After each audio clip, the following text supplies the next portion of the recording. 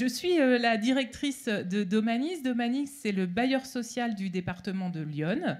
On est le premier bailleur social en nombre de logements. On a un peu moins de 9000 logements, on va dire, ça varie un peu tous les ans, répartis sur tout le département, ce qui fait qu'on loge plus de 17 500 personnes.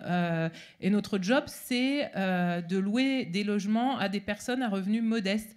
Donc on travaille aussi pour veiller au respect du plancher social. Pour ceux qui connaissent la théorie du donut, on est vraiment situé entre les deux et on essaye de respecter les limites planétaires et en même temps de veiller au plancher social.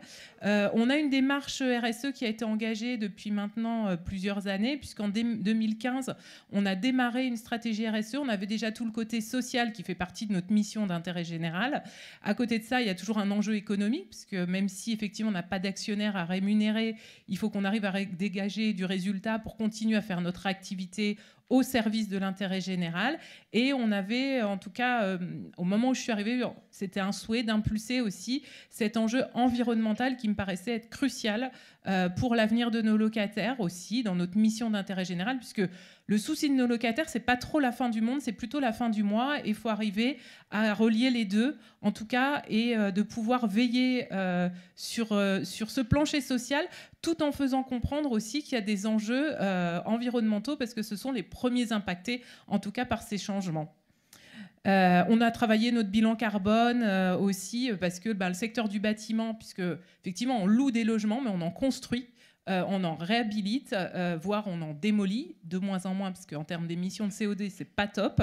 Donc effectivement, le bilan carbone du secteur du bâtiment est très lié aussi à son énergie. Ce qui va faire le lien avec ce que je vais raconter juste après, c'est effectivement ce sur quoi on a travaillé dans le cadre de ce parcours Convention des entreprises pour le climat, CEC Bourgogne-Franche-Comté.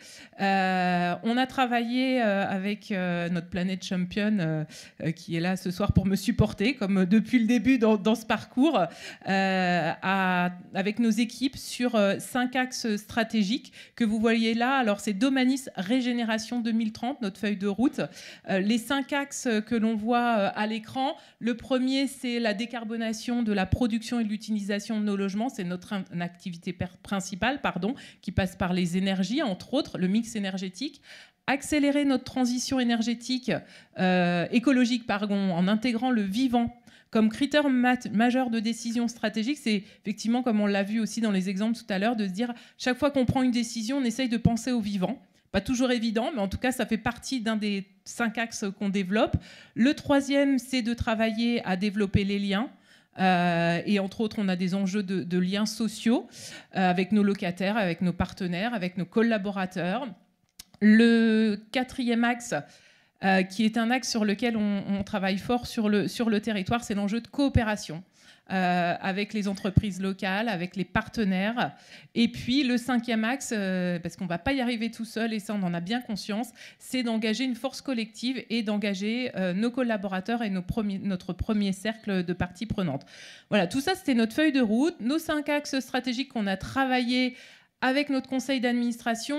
On est sur un format chez nous, un conseil d'administration principalement composé d'élus du département. Donc au début, on s'est dit, quand on va présenter tout ça, on a essayé de les intégrer dans la réflexion stratégique. On s'est dit, bon, ils vont nous dire, vous êtes tombés sur la tête ou vous êtes super ambitieux. Et en fait, pas du tout.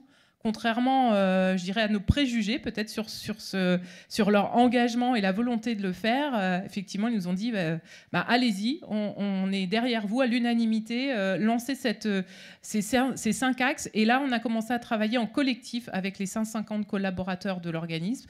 Et on a co-construit un plan très ambitieux, parce qu'on a 84 actions prévues sur 2025, 26, 27. En se disant 2030, c'est un peu plus loin, on va déjà faire sur 3 ans. Avec 2 lignes directrices, régénérer le vivant, régénérer le lien social, parce que c'est aussi faire en sorte que les gens puissent discuter entre eux. On se rend compte que quand on est dans des situations compliquées, effectivement, le lien social a vraiment une importance pour que les choses se mettent en œuvre. Et là, j'ai mis 3 actions, parce qu'il y en a 84, en tout cas, qui sont significatives pour nous. La première action, et qui est aussi une obligation réglementaire, mais on voudra aller plus vite que la réglementation, si les moyens financiers nous le permettent, parce qu'il y a aussi cet enjeu-là qui rentre en ligne de compte, c'est d'éradiquer les logements les plus énergivores de notre parc, ce qu'on appelle, nous, les classements EFG. Alors, en tout, on en a quand même 1800 sur nos 8600, donc c'est pas neutre, mais c'est un vrai enjeu pour le porte-monnaie de nos locataires, parce que je dirais, notre ligne directrice, c'est de se dire, et comme beaucoup de personnes, je dirais, d'une manière générale, c'est pas tant le loyer que nos locataires vont avoir à payer demain, c'est plutôt la facture d'énergie. Donc, comment on fait pour réduire au maximum cette facture d'énergie? Alors, il y a des enjeux de réa, il y a des enjeux aussi sur de nouveaux modes de construction pour qu'ils soient le moins impactés par le coût de l'énergie au quotidien. On a aussi, dans les autres actions, on veut intégrer un impact score vivant à tous nos projets d'entreprise. Donc ça, c'est une réflexion en cours. On va s'inspirer de certains éléments qu'on a vus tout à l'heure aussi par rapport au travail qui a été fait au niveau de l'AFNOR.